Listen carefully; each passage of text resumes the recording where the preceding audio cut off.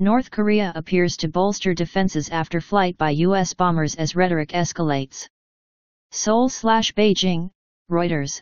North Korea appears to have boosted defenses on its east coast, South Korea's Yonhap news agency said on Tuesday, after the North said U.S.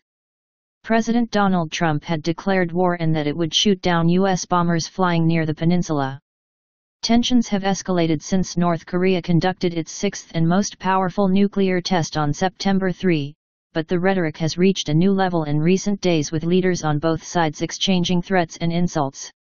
North Korean Foreign Minister Ri Yong-ho said Trump's Twitter comments, in which the U.S. leader said Ri and leader Kim Jong-un won't be around much longer if they acted on their threats, amounted to a declaration of war and that Pyongyang had the right to take countermeasures.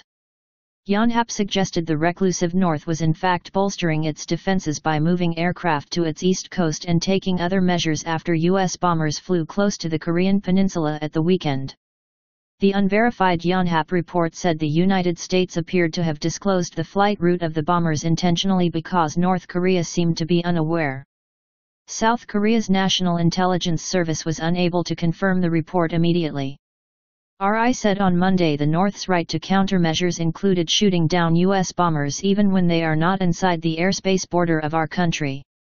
The whole world should clearly remember it was the U.S. who first declared war on our country, he told reporters in New York on Monday, where he had been attending the annual United Nations General Assembly. The question of who won't be around much longer will be answered then, he said.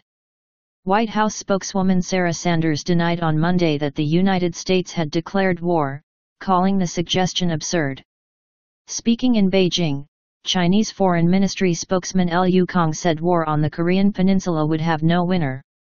We hope the U.S. and North Korean politicians have sufficient political judgment to realize that resorting to military force will never be a viable way to resolve the peninsula issue and their own concerns, Liu told a daily news briefing. We also hope that both sides can realize that being bent on assertiveness and provoking each other will only increase the risk of conflict and reduce room for policy maneuvers.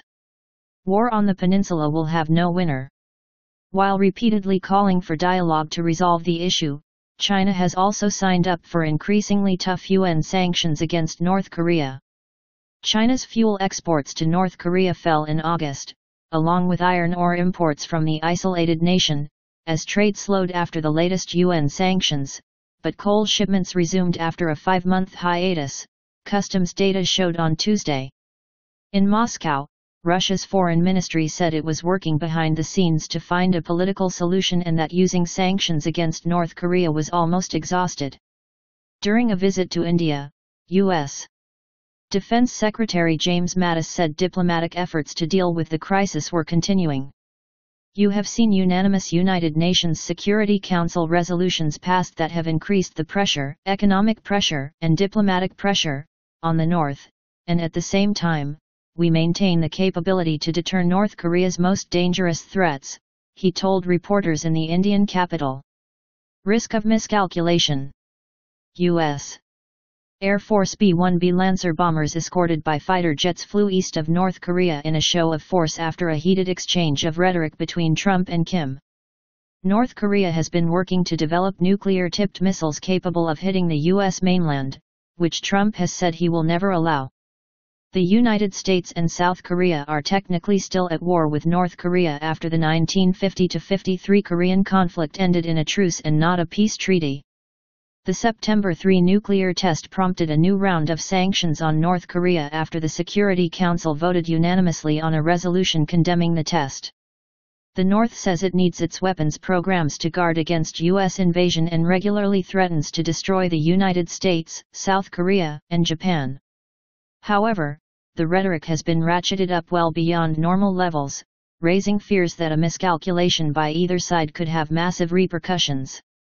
Trump's threat last week to totally destroy North Korea, a country of 26 million people, if it threatened the United States or its allies, prompted an unprecedented direct statement by Kim, calling Trump a mentally deranged U.S. dotard and vowing to tame the U.S. threat with fire.